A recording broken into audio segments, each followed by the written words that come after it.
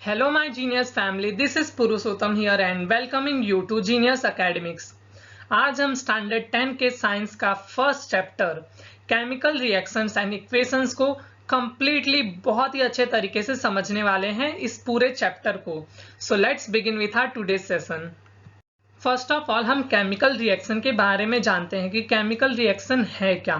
तो chemical reaction is a process in which one or more substance forms new substance. Chemical reaction एक ऐसा process है जिसमें एक सब्सटेंस हमें न्यू सब्सटेंस को दे देता है। एग्जाम्पल के लिए मैं आपको बताऊं तो कर्ड, आप दही जानते हो, तो उसमें क्या होता है, हमारे पास मिल्क होता है, दूध होता है, पर उसमें जैसे ही केमिकल रिएक्शन होता है तो वो हमें एक नया सब्सटेंस दे देता है और वो क्या होता है, हमारा कर्ड होता है। तो इधर आप क्या देख रहे हो, आपके पास था तो मिल्क, लेकिन केमिकल रिएक्शन की वजह से आपको एक नई चीज मिली और वो क्या है, कर्ड। तो उसे ही हम केमिकल रिएक्शन बोलते हैं, जिसमें हमारे पास एक सब्सटेंस होता है या एक से ज्यादा सब्सटेंस भी हो सकता है और वो हमें एक नया सब्सटेंस देता है, एक नई चीज देता है केमिकल रिएक्शन की वजह से। तो ये 1 मार्क्स के लिए आपको अगर डेफिनेशन आ जाता है तो आप बिल्कुल इजीली लिख सकते हैं। आप जो समझ रहे हैं वही आपको बस लिख देना है 1 मार्क्स के लिए। अब दूसरा पॉइंट क्या है, नेक्स्ट थिंग इज की and it can not be reversed by physical method. अब एक बार केमिकल रिएक्शन हो जाता है तो ये पॉसिबल नहीं है कि आप दोबारा से उसे रिवर्स कर पाओ। आप ये पॉसिबल नहीं है कि एक बार आपका दही बन गया तो आप चाहोगे कि यार मेरे को फिर से मिल्क चाहिए, तो ये पॉसिबल है?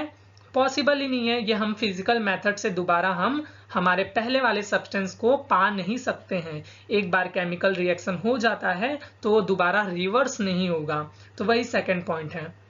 अब नेक्स्ट थिंग क्या है कि जब भी केमिकल रिएक्शन होता है तो हमें कुछ चेंजेस देखने को मिलते हैं। वो कौन कौन से चेंजेस होते हैं? पहला तो हो सकता है चेंज इन स्टेट। स्टेट यानी कि आप जानते हो solid, liquid, gas, 9th standard में आपने पढ़ा है। तो कई बार आप देखोगे कि केमिकल रिएक्शन होने से पहले आपके पास एक सॉलिड था, पर केमिकल रिएक्शन होने के बाद वो गैस बन गया, या फिर कई बार आप ऐसा भी देखोगे कि केमिकल रिएक्शन होने के बाद वो एक लिक्विड बन गया। तो इधर क्या हो रहा है, वो चेंज इन स्टेट हो रहा है। दूसरी चेंज आप क्या देख सकते हो, चेंज इन कलर। कई बार आप ऐसा भी देखोगे कि केमिकल रिएक्शन की वजह से सब्सटेंस का कलर भी चेंज हो जाता है। अगर वो ब्लू कलर का है तो वो ग्रीन कलर का भी हो जाता है। तो ऐसा हमें चेंज इन कलर भी दिखता है। और हमें क्या चेंज दिख सकता है, चेंज इन टेम्परेचर। कई बार केमिकल रिएक्शन से पहले आपका सब्सटेंस ठंडा होगा, पर केमिकल रिएक्शन होने के बाद वो गर्म भी हो सकता है। तो ये सारे चेंजेस हमें देखने को मिलते हैं। जब आप लैब में जाओगे अपने केमिस्ट्री टीचर के साथ, तो आप जब भी रिएक्शन करोगे तो देखना इसमें से एक ना एक पॉइंट आपको दिखेगा। कभी आप देखोगे कि सॉलिड से लिक्विड बन गया, कभी आप देखोगे कि उसका कलर चेंज हो गया, कई बार गर्म हो जाता है, कई बार ठंडा हो जाता है। तो ये सारे चेंजेस हमें देखने को मिलते हैं। और फोर्थ पॉइंट क्या है, इवोल्यूशन ऑफ गैस। कई बार गैस भी रिलीज होती है। जब रिएक्शन होता है तो उस वक्त क्या रिलीज होता है, गैस भी रिलीज होता है। तो ये सारे जब भी केमिकल रिएक्शन होता है तो ये सारे चेंजेस हमें देखने को मिलते हैं। Okay, next thing is chemical reaction happens in our daily life. हमारे डेली लाइफ में, रोज के लाइफ में भी केमिकल रिएक्शन होते हैं। कहाँ कहाँ होते हैं? तो सबसे पहली चीज क्या है, डाइजेशन ऑफ फूड। जो हम खाना खाते हैं तो वो जो डाइजेस्ट होता है, वो जो केमिकली टूटता है, तो वो क्या होता है, उधर केमिकल रिएक्शन होता है। ये हमने बायो में भी देखा है। Second thing is respiration. तो रेस्पिरेशन में क्या होता है, ऑक्सीजन की वजह से ग्लूकोज क्या होता है, ग्लूकोज का ब्रेकडाउन होता है और उसकी वजह से हमें एनर्जी मिलती है। तो उसको हम रेस्पिरेशन बोलते हैं। तो रेस्पिरेशन भी क्या है, केमिकल रिएक्शन है एक। ओके, और नेक्स्ट थिंग क्या है, रस्टिंग ऑफ आयरन। जो हमारा आयरन होता है, लोहा, उसमें जंग लग जाता है। वो कैसे जंग लगता है, केमिकल रिएक्शन की वजह से। आपने भी अपने आसपास देखा होगा कि अगर आपके आसपास आयरन होगा तो कई सालों तक अगर वो वैसे ही पड़ा रहे बाहर तो क्या हो जाता है, उसमें जंग लग जाता है। उसके ऊपर आप देखोगे रेडिश ब्राउन कलर का एक लेयर बन जाता है, जो किसकी वजह से बनता है, केमिकल रिएक्शन की वजह से। Next thing is formation of curd, जो कि मैंने आपको स्टार्टिंग में ही बताया। जो हमारा दही होता है वो कैसे बनता है, केमिकल रिएक्शन की वजह से। जो हमारा मिल्क होता है उसकी वजह से, केमिकल रिएक्शन की वजह से हमें कर्ड मिलता है। तो ये सारे कुछ एग्जाम्पल्स है जिसमें केमिकल रिएक्शन होता है। ओके, अब कुछ छोटे छोटे से टर्म्स है जो हमें एक बार जान लेना है और बहुत ही इजी टर्म्स हैं। पहला क्या है, रिएक्टेंट। तो रिएक्टेंट हम किसे बोलते हैं, who takes part in a chemical reaction. जो भी सब्सटेंस केमिकल रिएक्शन में हिस्सा ले रहा है, पार्ट ले रहा है, उसे हम रिएक्टेंट बोलते हैं। फॉर एग्जाम्पल नीचे देखो, ये हाइड्रोजन है और ऑक्सीजन है, ये दोनों आपस में रिएक्ट कर रहे हैं, दोनों मिलकर रिएक्शन कर रहे हैं और हमें क्या मिल रहा है, हमें वाटर मिल रहा है, पानी मिल रहा है। तो इधर कौन कौन रिएक्शन में पार्टिसिपेट कर रहा है, हाइड्रोजन और ऑक्सीजन पार्टिसिपेट कर रहे हैं। तो ये दोनों इधर क्या हो गए, रिएक्टेंट हो गए। अब प्रोडक्ट्स देखते हैं। The substance that is formed in a chemical reaction that is known as products. तो जो भी केमिकल रिएक्शन में हमें चीज मिल रहा है उसे हम प्रोडक्ट बोलते हैं। जैसे कि ये नीचे एग्जांपल में हमें क्या मिल रहा है, वाटर मिल रहा है। जब हाइड्रोजन और ऑक्सीजन का रिएक्शन हो रहा है तो हमें क्या मिल रहा है, हमें प्रोडक्ट मिल रहा है, वाटर। तो समझ गए ये टर्म्स। अब नेक्स्ट टॉपिक देखते हैं। Next topic is chemical equation. A chemical reaction can be represented by chemical equation. जितने भी हमारे केमिकल रिएक्शन होते हैं उसको हम रिप्रेजेंट कैसे करते हैं, उसको हम रिप्रेजेंट करते हैं with the help of chemical equation. It involves uses of symbols of substance, of reactant and products with mention of physical state. जब भी हम केमिकल इक्वेशन लिखते हैं तो हम सिंबल का यूज करते हैं। रिएक्टेंट और प्रोडक्ट्स के लिए हम सिंबल लिखते हैं। अब देखो हम उसका फिजिकल स्टेट भी लिखते हैं। सॉलिड के लिए सिंबल क्या होगा, S, लिक्विड के लिए L, गैस के लिए G, एक्वस के लिए AQ। एक्वस सॉल्यूशन क्या होता है, एक्वस सॉल्यूशन मतलब कि एक ऐसा सॉल्यूशन जिसमें हमारा सॉल्वेंट वाटर होता है। फॉर एग्जाम्पल अगर आप पानी में नमक को घोल देते हो तो हमें एक सॉल्यूशन मिलता है, वो सॉल्यूशन को हम क्या बोलेंगे, एक्वस सॉल्यूशन बोलेंगे। जब हम पानी में किसी चीज को घोल देते हैं तो वो सॉल्यूशन क्या हो जाता है, हमारा एक्वस सॉल्यूशन हो जाता है। अब देखो हमें लिखना है कि oxygen reacts with hydrogen to form water. ये हम सबको पता है ना कि हाइड्रोजन और वाटर, हाइड्रोजन और ऑक्सीजन मिलके हमें क्या देते हैं, हमें प्रोडक्ट देते हैं वाटर। तो इसे हम केमिकल इक्वेशन हम इस तरीके से लिखेंगे। हमने हाइड्रोजन का सिंबल लिखा है H2 और हमने ये भी बताया कि वो कौन से स्टेट में है। जैसे कि हाइड्रोजन इधर कौन से स्टेट में, गैसियस स्टेट में, तो हमने G लिखा है। और ऑक्सीजन भी हमारा गैसियस फॉर्म में होता है, हमारे इन्वायरमेंट में ही प्रेजेंट है ऑक्सीजन, तो वो भी हम लिख देंगे G। और हमें क्या दे रहे हैं, ये दोनों मिलके हमें दे रहे हैं वाटर H2O। और वाटर कौन सा स्टेट में होता है, लिक्विड स्टेट में होता है। हम वाटर को ड्रिंक करते हैं ना तो वो लिक्विड स्टेट में होता है। और वाटर का फॉर्मूला क्या होता है, H2O। तो ये हो गया हमारा एक, क्या हो गया, केमिकल इक्वेशन। हमारा बहुत ही इंपॉर्टेंट टॉपिक आता है कि how to balance chemical equations, यानी कि केमिकल इक्वेशंस को हम बैलेंस कैसे करें। तो ये हमें बिल्कुल अच्छे से समझना है और बिल्कुल अच्छे से हम बिल्कुल आराम से इस टॉपिक को समझेंगे। तो सबसे पहले देखो हम एग्जांपल के लिए इधर क्या ले लेते हैं कि magnesium react with oxygen. Magnesium और ऑक्सीजन मिलके क्या हमें प्रोडक्ट दे रहे हैं, मैग्नीशियम ऑक्साइड। अब हम केमिकल इक्वेशन कैसे लिखते हैं, हमने पहले ही देखा कि कैसे लिखते हैं, हम उसका सिंबल लिखते हैं। तो मैग्नीशियम का सिंबल क्या है, Mg है, और ऑक्सीजन का सिंबल क्या है, O2 है, और मैग्नीशियम ऑक्साइड MgO।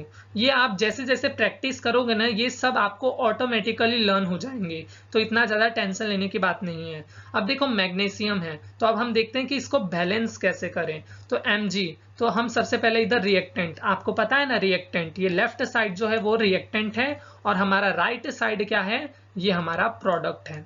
तो अब देखो रिएक्टेंट एक हेडिंग डालना और प्रोडक्ट, ये आपको स्टार्टिंग में टेबल बनाना पड़ेगा, बाद में आपको ये ऐसे ही आ जाएगा हिट एंड ट्रायल मेथड से। तो पहले आप ऐसे टेबल बनाना, रिएक्टेंट और प्रोडक्ट, और इधर एलिमेंट के नाम लिख देना। इधर कौन कौन से एलिमेंट है, मैग्नीशियम है और ऑक्सीजन है, तो मैंने लिख दिया इधर मैग्नीशियम और ऑक्सीजन।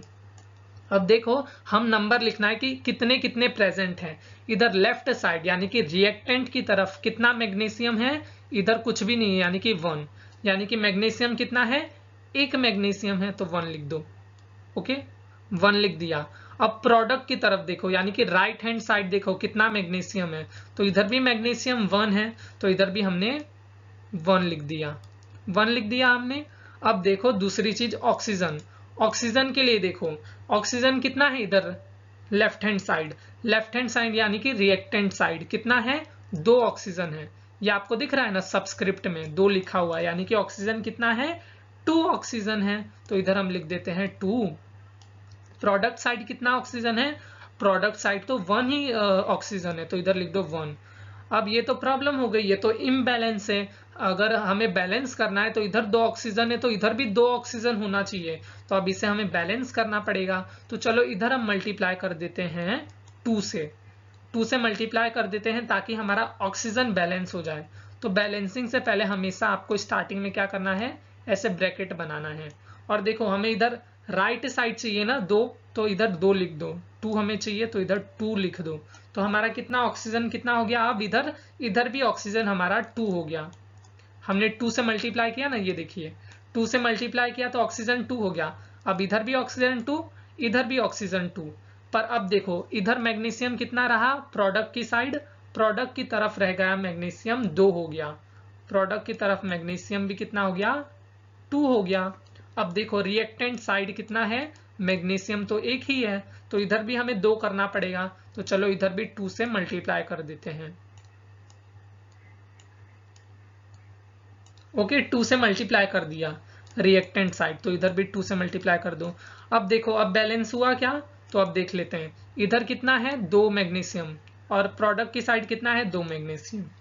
अब ऑक्सीजन रिएक्टेंट साइड कितना है, 2 है, और प्रोडक्ट साइड कितना है, 2 है।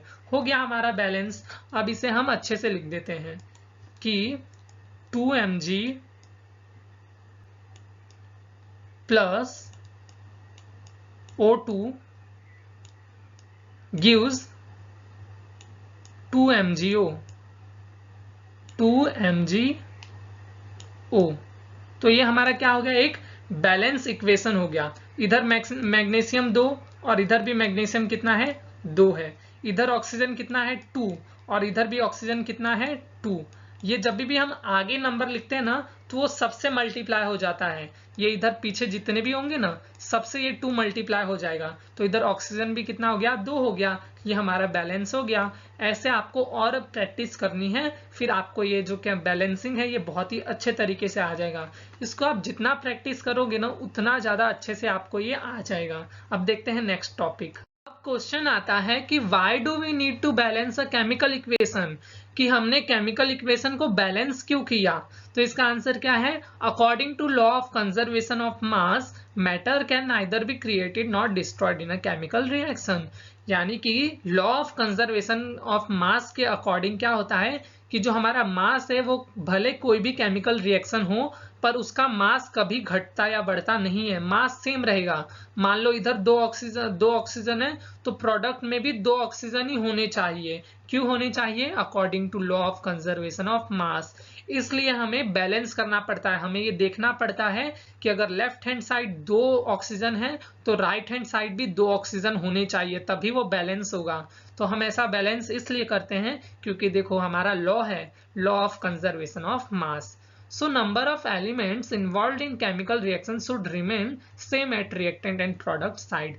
इसलिए हमारा जो रिएक्टेंट और प्रोडक्ट होता है वो दोनों साइड हमारे एलिमेंट सेम रखना पड़ता है। जैसे कि मैंने अभी आपको बताया कि ऑक्सीजन अगर रिएक्टेंट में 2 ऑक्सीजन है तो प्रोडक्ट में भी 2 ऑक्सीजन होने ही चाहिए। ये नहीं कि इधर रिएक्टेंट में 2 ऑक्सीजन है और प्रोडक्ट में 1 ही ऑक्सीजन है, तो ये तो इम्बैलेंस हो गया ना। तो इधर भी हमें 2 लिखना पड़ेगा। तो ऐसा हमें क्या करना पड़ता है, बैलेंस करना पड़ता है।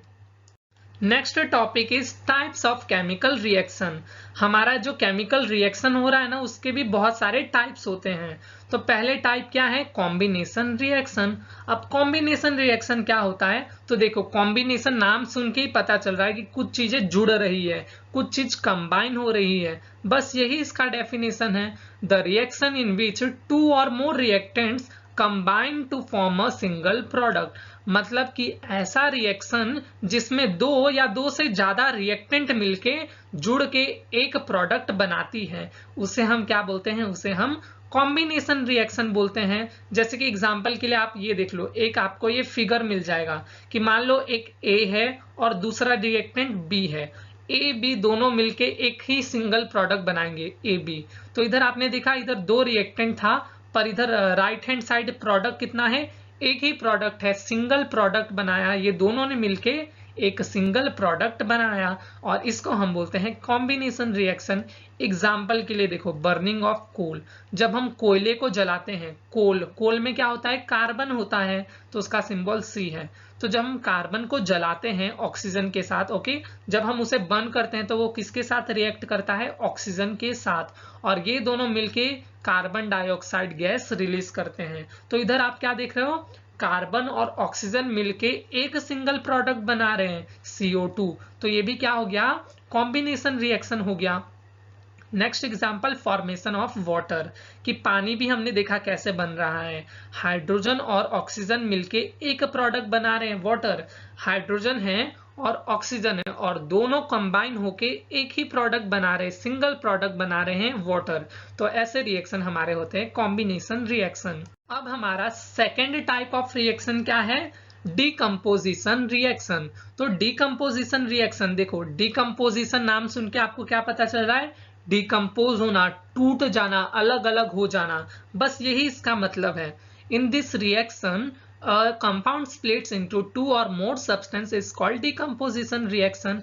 एक ऐसा रिएक्शन जिसमें हमारा एक सब्सटेंस क्या होता है, वो टूट टूट के ढेर सारे सब्सटेंस में स्प्लिट हो जाता है और उसे हम बोलते हैं डिकम्पोजिशन रिएक्शन। आप फिगर के लिए क्या देख सकते हो, ए, हमारा एक रिएक्टेंट है, ए है, पर वो देखो केमिकल रिएक्शन की वजह से क्या हुआ, वो टूट के बिखर गया बी और सी में।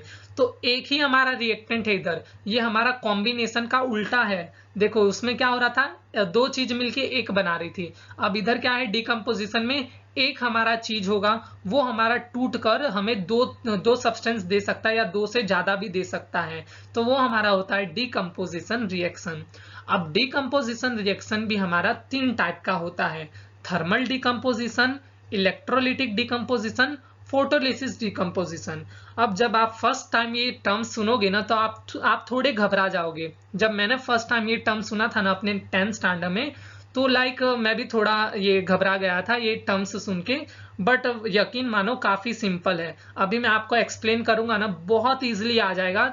आप इससे 2 से 3 बार पढ़ोगे ना, बिल्कुल नॉर्मल हो जाएगा आपके लिए। फर्स्ट टाइम पढ़ते तो यार लगता है ये क्या, थर्मल, इलेक्ट्रोलाइसिस, फोटोलाइसिस, ओके, तो सब सिंपल है। अब आइए थर्मल डिकम्पोजिशन के बारे में जानते हैं। तो when decomposition is carried out by heating, it is known as thermal decomposition. यानी कि जब हमारा डिकम्पोजिशन हो रहा है किसकी वजह से, हीट की वजह से, तो उसे हम क्या बोलते हैं, थर्मल डिकम्पोजिशन। अब देखो आप इसे याद कैसे रख सकते हो थर्मल डिकम्पोजिशन को, जब भी आप थर्मल डिकम्पोजिशन सुनो ना तो आप किसको याद कर लेना, थर्मोमीटर को। जब भी हम डॉक्टर के पास जाते हैं, जब हमें फीवर होता है तो वो क्या करता है डॉक्टर, हमें थर्मोमीटर की वजह से वो हमारा हीट नापता है कि हमें कितना बुखार है। तो वो क्या हो रहा है, हमारी गर्मी नाप रहा है, हमारी हीट नाप रहा है, तो उसी से ये वर्ड है थर्मल। तो इधर क्या हो रहा है, डिकम्पोजिशन हो रहा है हीट की वजह से, उसे हम बोलते हैं thermal decomposition. For example calcium carbonate, calcium carbonate को CaCO3, जैसे इसे थोड़ा सा भी हिट दोगे ना तो ये किसमें टूट जाता है, कैल्शियम ऑक्साइड और कार्बन डाइऑक्साइड में ये टूट जाता है। तो इधर हम क्या देख रहे हैं कि कैल्शियम कार्बोनेट अलग अलग स्प्लिट हो जा रहा है अलग अलग सब्सटेंस में, और किसकी वजह से, हीट की वजह से। हमने हीट दी तभी तो वो अलग अलग हुआ। तो इधर कौन रिस्पॉन्सिबल है, हीट रिस्पॉन्सिबल है, इसलिए हम बोलते हैं ऐसे टाइप ऑफ रिएक्शन को थर्मल डिकम्पोजिशन। यानी कि इधर डिकम्पोजिशन हो रहा है किसकी वजह से, थर्मल की वजह से, हीट की वजह से, ओके। अब नेक्स्ट टाइप है इलेक्ट्रोलाइटिक डिकम्पोजिशन। अब इलेक्ट्रोलाइटिक सुन के ही पता चल रहा है कि इधर इलेक्ट्रिसिटी की वजह से डिकम्पोजिशन हो रहा है, बस वही इसका मतलब है। When decomposition is carried out by passing electricity, जब इलेक्ट्रिसिटी की वजह से क्या होता है, डिकम्पोजिशन होता है, उसे हम बोलते हैं इलेक्ट्रोलाइटिक डिकम्पोजिशन। फॉर एग्जाम्पल जब आप H2O में करंट को पास करते हो, जैसे आप H2O में करंट को पास करोगे ना तो क्या होगा, उसमें से हाइड्रोजन और ऑक्सीजन स्प्लिट हो जाएंगे। तो इधर क्या हो रहा है, वाटर एक सब्सटेंस था, ओके, H2O, उसमें जैसे हमने करंट को पास किया तो वाटर अलग थलग हो गया हाइड्रोजन और वाटर ऑक्सीजन में। तो इधर क्या हो रहा है, कि इलेक्ट्रिसिटी की वजह से हमारा वाटर अलग अलग सब्सटेंस में स्प्लिट हो जा रहा है, यानी कि डिकम्पोज हो जा रहा है, तो उसे हम बोलते हैं electrolytic decomposition. Is photolysis decomposition, when decomposition is carried out in presence of sunlight। अब देखो फोटोलाइसिस, फोटो मतलब क्या होता है, लाइट होता है। तो जब भी डिकम्पोजिशन हो रहा है सनलाइट की वजह से, उसे हम बोलते हैं फोटोलाइसिस डिकम्पोजिशन। एग्जाम्पल के लिए सिल्वर क्लोराइड AgCl, AgCl पे जैसे धूप पड़ती है ना, जैसे सनलाइट गिरेगी AgCl अलग थलग हो जाता है सिल्वर प्लस क्लोरीन में। तो इधर क्या हो रहा है, सनलाइट की वजह से AgCl क्या हो रहा है, वो टूट जा रहा है Ag प्लस Cl में। तो इधर क्या हो रहा है, डिकम्पोजिशन हो रहा है सनलाइट की वजह से। तो ऐसे डिकम्पोजिशन रिएक्शन को हम बोलते हैं फोटोलिसिस डिकम्पोजिशन। अब देखो एक मार्क्स के लिए आपको ये चीज पूछ सकता है कि this reaction is used in black and white photography. ये जो हमारा AgCl वाला जो हो रहा है ना, ये Ag प्लस Cl2 में टूट रहा है, इसका यूज कहाँ पे होता है, ब्लैक एंड व्हाइट फोटोग्राफी में इसका यूज होता है। Remember this point for 1 marks. Third type of reaction is displacement reaction, the reaction in which more reactive element displaces less reactive element from its solution। Displacement reaction में क्या होता है, जब भी रिएक्शन होता है तो जो ज्यादा ताकतवर एलिमेंट है वो कम ताकत वाले एलिमेंट की जगह ले लेता है, उसको डिस्प्लेस कर देता है, और ऐसे रिएक्शन को हम बोलते हैं डिस्प्लेसमेंट रिएक्शन। एग्जाम्पल के लिए देखो Fe यानी कि आयरन, आयरन जो है वो कॉपर से ज्यादा ताकतवर है। जब आयरन और कॉपर सल्फेट का जब रिएक्शन होगा तो क्या होगा, आयरन ज्यादा ताकतवर है तो आयरन क्या करेगा, कॉपर की जगह ले लेगा, क्योंकि आयरन क्या है, मोर रिएक्टिव है। तो और ये हमारा प्रोडक्ट बनाएगा FeSO4 प्लस, कॉपर बेचारा अलग हो जाएगा। क्यों, क्योंकि कॉपर लेस रिएक्टिव है, वो कम ताकतवर है। तो ये देखो, ये कॉपर इधर था ना, तो कॉपर की जगह कौन आ गया, Fe आ गया, FeSO4, जबकि इधर CuSO4 था। तो इधर आपने क्या देखा कि आयरन ने कॉपर की जगह ले ली और कॉपर बेचारा अकेले पड़ गया। तो ये क्या हो गया, हमारा डिस्प्लेसमेंट रिएक्शन हो गया। अब देखो ये जो आपको नीचे फिगर दिख रहा है ना, ये आपके एग्जाम पॉइंट ऑफ व्यू के लिए इंपॉर्टेंट है। अब देखो कॉपर सल्फेट का सॉल्यूशन होता है, वो कौन से कलर का होता है, ब्लू कलर का होता है। जब आप लैब में जाओगे, केमिस्ट्री लैब में, तो आप अपने टीचर को बोलना, वो आपको दिखाएंगे। जो कॉपर सल्फेट का सॉल्यूशन होता है वो ब्लू कलर का आपको दिखेगा, बिल्कुल बहुत ही अच्छा कलर होता है उसका, एकदम ब्लू कलर। अब देखो जैसे उसमें आप आयरन को डालोगे ना, तो आयरन तो ज्यादा ताकतवर है, वो इस चीज का फायदा उठाता है। वो इस सॉल्यूशन में से क्या करेगा, कॉपर को हटा देगा, वो कॉपर को हटा देता है, जिसकी वजह से कॉपर के हटने की वजह से इसका कलर चेंज हो जाता है। ये कॉपर की वजह से ये ब्लू था, पर आयरन आके अगर आयरन को इसके अंदर डालोगे आप, तो क्या होगा, आयरन कॉपर को हटा देगा और आयरन की कॉपर की जगह ले लेगा। तो इसकी वजह से ये ब्लू से कैसा हो जाता है, ग्रीन हो जाता है। और देखो इधर क्या हो रहा है, ये आयरन को जैसे आपने डिप किया, ये देखिए फिगर में, तो ये आयरन क्या करेगा, धीरे धीरे कॉपर की जगह ले लेगा और कॉपर बेचारा इसके आयरन के आसपास लिपट जाएगा। कॉपर कौन से कलर का होता है, ब्राउन कलर का। आपके घर पर कॉपर के बर्तन होंगे तो वो कैसा होता है, ब्राउन कलर का होता है। तो ये देखो आयरन पहले एकदम क्लीन था, पर जैसे ही रिएक्शन हुआ तो सारे कॉपर आयरन के ऊपर जमा हो गए ब्राउन ब्राउन।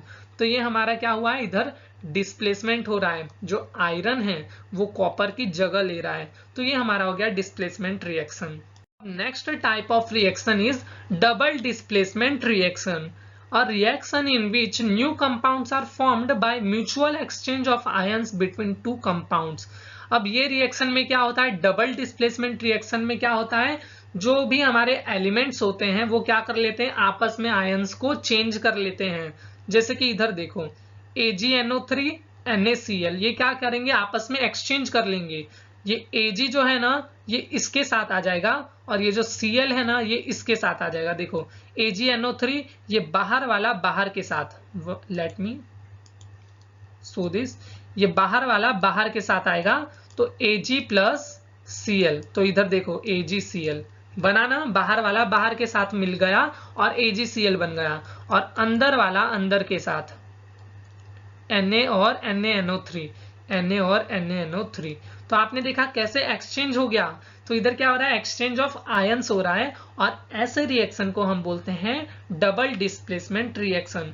अब ऐसा रिएक्शन जब भी हो ना, तो आपको एक चीज दिखेगा कि एक है ना, आपको एक सॉलिड दिखेगा। जब भी एक एक्वस सॉल्यूशन होगा तो उसके नीचे आप देखोगे ना, जब टेस्ट ट्यूब में देखोगे, वो ग्लास का जो ट्यूब होता है उसके नीचे आप देखोगे कि कुछ सॉलिड जैसा जम गया है, तो वो क्या होता है, वो हमारा होता है precipitate. It is an insoluble solid that emerges from a liquid solution. जब भी डबल डिस्प्लेसमेंट रिएक्शन होता है तो ज्यादातर प्रेसिपिटेशन फॉर्म होता है, प्रेसिपिटेट फॉर्म होता है, वो हमारा सॉलिड होता है। जैसे कि इस रिएक्शन में देखो, AgCl क्या है, सॉलिड है। तो सॉलिड है तो ये तो हवा में घुला हुआ नहीं रहेगा ना, ये पानी में घुला हुआ रहेगा क्या, सॉलिड नहीं रहेगा। सॉलिड नीचे जमा हो जाता है और उसी चीज को हम बोलते हैं precipitate. Okay, understood. Now next type of reaction is oxidation and reduction reaction. ये भी बहुत इजी है, देखो इसके नाम में ही मीनिंग छुपा हुआ है। ऑक्सीडेशन यानी कि जिसमें भी ऑक्सीजन ऐड हो जाए उसे आप क्या बोलोगे, ऑक्सीडेशन। या फिर दूसरी बात क्या हो सकती है, अगर उसमें से हाइड्रोजन बाहर जा रहा है तो आप समझ जाना कि वो कौन सा रिएक्शन है, ऑक्सीडेशन रिएक्शन है। तो इसमें दो बात आपको ध्यान रखनी है 10th स्टैंडर्ड में, कि अगर ऑक्सीजन उसमें ऐड हो रहा है तो वो क्या हो जाएगा, हमारा ऑक्सीडेशन। जैसे कि ये एग्जांपल के लिए देखो, ये बॉक्स में जो कॉपर है उसके साथ वो ऑक्सीजन के साथ रिएक्ट कर रहा है और कॉपर ऑक्साइड बना रहा है, CuO। तो इधर आप क्या देख रहे हो, कॉपर पहले अकेला था, कॉपर पहले अकेला था, पर जैसे उसने ऑक्सीजन के साथ रिएक्शन किया तो उसमें ऑक्सीजन भी जुड़ गया। तो इधर आप क्या देख रहे हो, ऑक्सीजन ऐड हो गया, और ऑक्सीजन ऐड हुआ है इसका मतलब क्या हो गया, उधर ऑक्सीडेशन हो रहा है। यही तो इसके डेफिनेशन में लिखा है कि अगर एडिशन ऑफ ऑक्सीजन हो तो वो हमारा ऑक्सीडेशन होता है। और अब देखते हैं reduction. The addition of hydrogen to substance is known as reduction. अब रिडक्शन में क्या होता है, ये टोटली ऑक्सीडेशन का अपोजिट है। अगर इसमें हाइड्रोजन ऐड होगा तो इधर क्या बोलेंगे, रिडक्शन होगा वो। जैसे कि इसमें देखो, सोडियम था, सोडियम उसने हाइड्रोजन के साथ रिएक्ट करके क्या बनाया, सोडियम हाइड्राइड। उसने हाइड्रोजन उसमें जुड़ गया, हाइड्रोजन ऐड हो गया। देखो इधर सोडियम पहले अकेला था ना, फिर इधर देखो प्रोडक्ट साइड सोडियम के साथ हाइड्रोजन भी जुड़ गया, तो ये हमारा क्या हो गया, रिडक्शन रिएक्शन हो गया। और अगर इसमें से रिमूवल ऑफ ऑक्सीजन हो तब भी क्या होगा, रिडक्शन होगा। ये आप याद रखो, ये टोटली उसका अपोजिट है, तो ये आपको ऑटोमेटिकली याद हो जाएगा। जब एडिशन ऑफ ऑक्सीजन हो तो ऑक्सीडेशन, जब रिमूवल ऑफ ऑक्सीजन हो तो रिडक्शन। इस तरीके से ये दोनों ही आपस के अपोजिट हैं, तो एक चीज आप याद रख लो, दूसरा आपको ऑटोमेटिकली आ जाएगा। अब देखते हैं रिडॉक्स रिएक्शन। तो रिडॉक्स रिएक्शन क्या होता है, कई रिएक्शन में ये ऑक्सीडेशन और रिडक्शन दोनों साथ में होते हैं। The reaction in which oxidation and reduction takes place at same time, तो उसे हम क्या बोलते हैं, रिडॉक्स रिएक्शन। अब देखो ये आपको एग्जांपल से बहुत अच्छे से समझ में आएगा। जैसे कि इधर देखो कॉपर ऑक्साइड है, तो इधर क्या होगा, कॉपर में से ये देखो प्रोडक्ट साइड हाइड्रो ऑक्सीजन बाहर हो गया, ऑक्सीजन बाहर हो गया, इसका मतलब क्या हो गया, इधर रिडक्शन। रिडक्शन हमने देखा ना कि जब भी ऑक्सीजन बाहर हो, ऑक्सीजन रिमूव हो जाए तो वो क्या होता है, हमारा रिडक्शन होता है। तो कॉपर के साथ भी तो यही हो रहा है, इसके पास ऑक्सीजन था पर रिएक्शन की वजह से इसका ऑक्सीजन इससे दूर हो गया, तो इसमें रिडक्शन हो गया। अब देखो हाइड्रोजन को देखते हैं, तो हाइड्रोजन पहले अकेला था पर उसमें देखो ऑक्सीजन ऐड हो गया, और एडिशन ऑफ ऑक्सीजन यानी कि क्या होता है, वो हमारा ऑक्सीडेशन। तो इधर देखो रिडक्शन भी हो रहा है और ऑक्सीडेशन भी हो रहा है, वो भी एक ही रिएक्शन में। तो ये हमारा क्या हो गया, रिडॉक्स रिएक्शन हो गया। तो ये बहुत ही इजी है, कोई भी रिएक्शन में ऑक्सीडेशन और रिडक्शन दोनों साथ में होता है तो वो हमारा रिडॉक्स रिएक्शन कहलाता है। ओके, अब देखते हैं effects of oxidation in daily life. अब ऑक्सीडेशन की वजह से हमारे लाइफ पे कैसे इसका इफेक्ट पड़ रहा है, इसका प्रभाव क्या पड़ रहा है हमारे लाइफ पर, वो जानते हैं। तो सबसे पहले कोरोजन। तो कोरोजन क्या है, when a metal is exposed to substance such as moisture, air, water, acid etcetera for some time a layer of oxide is formed which weakens the metal said to be a corrode। अब देखो जब एक metal होता है for example मैं आपको ये example के थ्रू समझाता हूँ, आपको बहुत इजीली तुरंत समझ में आ जाएगा। आप आयरन को देखो, जब कहीं भी बाहर लोहा आयरन जो होता है वो ऐसे ही पड़ा हुआ रहता है, तो थोड़े टाइम बाद क्या होता है, वो ऑक्सीजन वो बाहर है तो वो एयर के साथ रिएक्ट करता है, वाटर के साथ रिएक्ट करता है, और वो अपने ऊपर एक लेयर बना लेता है ब्राउन ब्राउन कलर का, रेड कलर का। ये आप इधर भी देख सकते हो फिगर में, ये आपको दिख रहा है रेड और ब्राउनिश कलर का, अपने ऊपर इसने एक लेयर बना लिया है। तो ये क्या हो रहा है, ये कोरोजन हो रहा है इसके ऊपर, और यही होता है हमारा कोरोजन। एग्जाम्पल मैंने आपको पहले ही बताया, रस्टिंग ऑफ आयरन, जो हमारा आयरन है उसके ऊपर जंग लग जाता है कोरोजन की वजह से। और दूसरा क्या है, ब्लैक कोटिंग ऑन सिल्वर, जब हमारे घर पे सिल्वर होता है, ओके, जो पायल होते हैं तो वो किसके बने हुए होते हैं, सिल्वर के बने हुए होते हैं। तो अगर वो बहुत दिन हो जाते हैं तो क्या होता है, उसके ऊपर ब्लैक ब्लैक जम जाता है लेयर, जिसको बाद में हम गोल्ड स्मिथ के बाद साफ भी करवाने जाते हैं, साफ करवाने। तो वो क्या हो रहा है, उसके ऊपर कुछ नहीं हो रहा, बस कोरोजन हो रहा है। कोरोजन की वजह से जब वो पानी के साथ रिएक्ट करता है, सिल्वर ऑक्सीजन के साथ रिएक्ट करता है, तो वो क्या हो जाता है, उसमें कोरोजन हो जाता है, एक लेयर बन जाती है, काली कलर की एक कोट बन जाती है, और वही हमारा कोरोजन का एग्जाम्पल है। Next thing is green coating on copper. अगर किसी के घर पे कॉपर के बर्तन होंगे तो अगर उसे आप ऐसे ही खुले में छोड़ दो 1 साल के लिए, तो 1 साल बाद अगर आप उसे देखोगे ना, तो कॉपर के ऊपर एक पूरी ग्रीन कलर की एल्गी की तरह आपको पूरा एक लेयर दिखेगा। तो क्या होता है, वो भी कोरोजन की वजह से होता है। जब हमारा कॉपर लंबे टाइम तक ऑक्सीजन के कांटेक्ट में रहता है, एयर के कांटेक्ट में, पानी के कांटेक्ट में रहता है, तो इससे क्या होता है, उसके ऊपर एक ग्रीन कलर का कोट बन जाता है। तो ये भी कोरोजन की वजह से होता है। अब जानते हैं प्रिवेंटिंग ऑफ रस्टिंग, कि रस्टिंग से हम कैसे बच सकते हैं। क्योंकि आपने देखा है कि कई घरों में ग्रिल्स लगे हुए होते हैं, वो भी आयरन के, तो उनके ग्रिल तो खराब होने चाहिए तुरंत। तो वो कैसे बचाते हैं अपने आयरन को, तो वो क्या करते हैं, वो पेंटिंग करवाते हैं। जब पेंटिंग करवा लोगे तो पेंटिंग करवाने से क्या होता है, आयरन के ऊपर एक पेंट लग जाता है, एक कवर लग जाता है, जिसकी वजह से वो हवा के साथ रिएक्ट नहीं कर पाता, ना ही वो पानी के साथ रिएक्ट कर पाता है। तो ये एक बहुत ही अच्छा टेक्निक है जो कि लोग यूज करते हैं। हम क्या करते हैं, आयरन के थिंग्स को हम पेंट कर देते हैं ताकि वो खराब ना हो। दूसरी चीज क्या करते हैं, ऑयलिंग। जो हमारे व्हीकल्स होते हैं वो भी किसके बने हुए होते हैं, जो गाड़ियां होती है वो भी आयरन के बने हुए होते हैं। तो उसमें क्या करते हैं, ऑयलिंग, हम उसमें ऑयल डालते हैं ताकि उसमें रस्ट ना लगे। तो वो भी हमारी ऑयलिंग भी हम इसीलिए करते हैं। और थर्ड थिंग इज गैल्वेनाइजेशन। कई लोग जो हैं अपने सब्सटेंस पे क्या करवाते हैं, जिंक का एक लेयर बनवा लेते हैं, एक कोटिंग करवा लेते हैं, ताकि आयरन हमारा उस कोट के अंदर बैठा रहे और आयरन को कुछ भी हार्म ना हो। और जिंक जो होता है, वो जिंक जो है वो जल्दी कोरोजन नहीं करता, तो आराम से जिंक को कवर कर दो उसके ऊपर, और आराम से हमारा लोहा जो है, जो हमारा आयरन है, वो जल्दी से रस्टिंग नहीं होगा। Next topic is rancidity. The oxidation of fats and oils when exposed to air is known as rancidity. जो हमारा फैट और ऑयल होता है, जब वो हवा में रहता है तो वो क्या हो जाता है, वो उसका ऑक्सीडेशन हो जाता है, और उसी चीज को हम बोलते हैं rancidity. It leads to bad smell and bad taste of food. और इसकी वजह से जो हमारा खाना होता है उसका टेस्ट खराब हो जाता है और उसकी स्मेल भी बिगड़ जाती है। फॉर एग्जाम्पल चिप्स, आपके घरों पे अगर चिप्स होगा तो अगर वो रेनी सीजन में खास करके अगर आप उसे ऐसे ही बाहर छोड़ दोगे तो थोड़ी देर बाद क्या होता है, वो कुछ घंटों बाद वो खराब हो जाता है, वो खाने लायक नहीं रहता।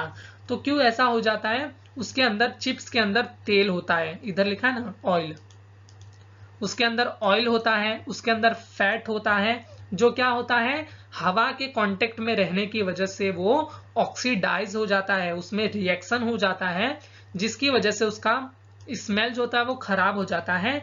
यहाँ तक कि जब हम उसे टेस्ट भी करते हैं तो वो हमें एक गंदा सा टेस्ट लगता है। तो ये क्या हो जाता है, हमारा फूड का रेंसिडिटी हो जाता है। अब देखो इससे बचते कैसे, हम अपने खानों को बचाते कैसे हैं रेंसिडिटी से। Packing of food in air tight container. हम खानों को क्या करते हैं, एक एयर टाइट कंटेनर में पैक कर देते हैं ताकि वो हवा के कांटेक्ट में आए ही ना, और वो हवा के कांटेक्ट में नहीं आएगा तो वो खराब नहीं होगा। क्योंकि रेंसिडिटी कैसे हो रहा है, जब हमारा कोई भी सब्सटेंस, फैट और ऑयल एयर में रह रहा है ज्यादा टाइम तक, तो तभी वो खराब हो रहा है, तभी वो रैंसिड हो रहा है, तो हम उसे क्या करते हैं, एयर टाइट कंटेनर में पैक कर देते हैं।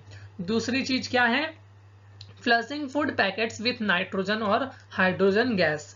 अब देखो हमारे घर पे जो भी हम फूड पैकेट्स अगर लाते हैं तो उसके अंदर एक गैस भरा हुआ होता है। आपने देखा है ना, जो हमारे पैकेट्स होते हैं चिप्स के पैकेट्स, उसमें ज्यादातर गैस ही भरी हुई होती है, वो पूरा फूला हुआ होता है। तो आपने कभी सोचा उसके अंदर कौन सा गैस होता है, वो नाइट्रोजन होता है या फिर हाइड्रोजन होता है। अब उन लोग ये गैस क्यों डालते हैं, उन लोग कोई और गैस क्यों नहीं डालते, क्योंकि नाइट्रोजन और हाइड्रोजन जो होते हैं वो इनर्ट इन नेचर होते हैं और ये जो है खाने को खराब नहीं होने देते हैं। ये जब भी आप चिप्स को अंदर से निकालते हो तो कभी भी आपको वो खराब लगते हैं क्या, नहीं लगते। अगर आप एक्सपायरी प्रोडक्ट्स नहीं ले रहे तो वो हमेशा अच्छे से रहते हैं। क्यों, क्योंकि वो क्या है, उसके अंदर नाइट्रोजन है जो उसको ऑक्सीजन के साथ रिएक्ट ही नहीं करने देता। और वही अगर हम घर में रख दे वही चिप्स 2-3 दिन के लिए, तो वो चिप्स खराब हो जाते हैं। क्यों, क्योंकि हम उसको हाइड्रोजन या फिर नाइट्रोजन में पैक नहीं करते। पर जो कंपनी से चिप्स आते हैं तो कंपनी से क्या करते हैं, उन लोग हाइड्रोजन और नाइट्रोजन में पैक करके हमें देते हैं ताकि वो जल्दी खराब ना हो।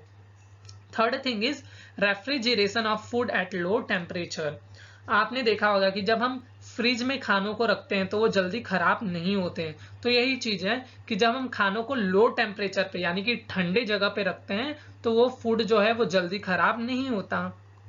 अब 2 इजी से रिएक्शन है जो आपको पता होना चाहिए, बहुत ही इजी है, ये आपने 9th स्टैंडर्ड में भी पढ़ा है। अब देखो केमिकल रिएक्शन को हम जो है उनके टेम्परेचर के बेसिस पर भी क्लासिफाई करते हैं, एक्सोथर्मिक और एंडोथर्मिक। अब देखो एक्सो मतलब क्या होता है, एक्सो मतलब बाहर होता है। तो एक्सोथर्मिक रिएक्शन यानी कि reaction in which heat is released along with formation of product called exothermic reaction. एक ऐसा रिएक्शन जिसमें हीट बाहर निकल रहा है प्रोडक्ट के साथ, उसे हम बोलते हैं एक्सोथर्मिक रिएक्शन। हीट या फिर आप एनर्जी भी बोल सकते हो, ओके। और एंडोथर्मिक में क्या होता है, reaction in which energy is required in the form of heat, light and electricity, उसे हम बोलते हैं एंडोथर्मिक रिएक्शन। एक ऐसा रिएक्शन जिसमें आपको एनर्जी देनी पड़ती है, आखिर आप सनलाइट के फॉर्म में दो, हीट के फॉर्म में दो या फिर इलेक्ट्रिसिटी के फॉर्म में दो, तभी रिएक्शन होगा, तो उसे हम बोलते हैं एंडोथर्मिक रिएक्शन। फॉर एग्जाम्पल जितने भी हमारे डिकम्पोजिशन रिएक्शन है वो सभी हमारे एंडोथर्मिक रिएक्शन होते हैं। डिकम्पोजिशन में हमने देखा था कोई सनलाइट की वजह से डिकम्पोज हो रहा था, कोई इलेक्ट्रिसिटी की वजह से हो रहा था या फिर कोई हीट की वजह से हो रहा था, तो वो क्या थे, सारे एंडोथर्मिक रिएक्शन थे। और देखो एक्सोथर्मिक रिएक्शन में क्या हो रहा है, हीट रिलीज हो रहा है या फिर एनर्जी रिलीज हो रहा है। एग्जाम्पल के लिए आप इधर देख सकते हो, जब कार्बन को हम ऑक्सीजन के प्रेजेंस में बर्न करते हैं, जब हम कार्बन को जलाते हैं ऑक्सीजन के प्रेजेंस में, तो वो हमें कार्बन डाइऑक्साइड गैस देता है, साथ में हमें एनर्जी भी मिलती है। तो ये क्या हो गया, एनर्जी को रिलीज कर रहा है, तो ये हमारा एक एक्सोथर्मिक रिएक्शन हो गया। अब इसका मैं आपको एक एग्जांपल दे देता हूँ, इससे आपको एक क्लियर आइडिया मिल जाएगा। हमारे पहले टाइम में जब नई नई ट्रेन्स बनी हुई थी तो उधर क्या होता था, आपने देखा होगा, आपने सुना होगा अपने पेरेंट्स से भी कि उधर क्या होता था, ट्रेन जो है वो कोयले से चलती थी, कोयले को जलाते थे और उसकी मदद से ट्रेन चलती थी। पहले इतने करंट से ट्रेन नहीं चलते थे, तो उधर क्या होता था, जब ट्रेन में कोयले को जलाते थे तो आपने देखा होगा पहले के ट्रेन में ऊपर से धुएं निकलते थे, वो क्या होते थे, कार्बन डाइऑक्साइड होते थे। वो जो स्मोक होता था वो कार्बन डाइऑक्साइड होता था। और ट्रेन को एनर्जी कहाँ से मिलती थी, यही एनर्जी मिलती थी।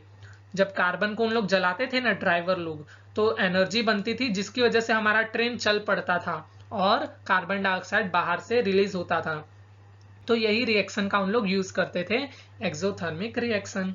तो ये था आज का हमारा सेशन। फाइनली हमने केमिकल रिएक्शंस एंड इक्वेशंस को वो बहुत ही अच्छे से हर एक टॉपिक को कवर कर लिया।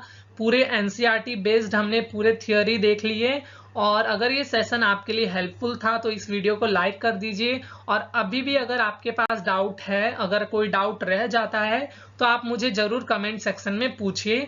और अब तक आप हमारे चैनल जीनियस एकेडमिक्स को सब्सक्राइब नहीं किया है, देन सब्सक्राइब नाउ और हमारे जीनियस फैमिली का पार्ट बनिए। So thanks for watching, meet you in the next session, take care and bye bye.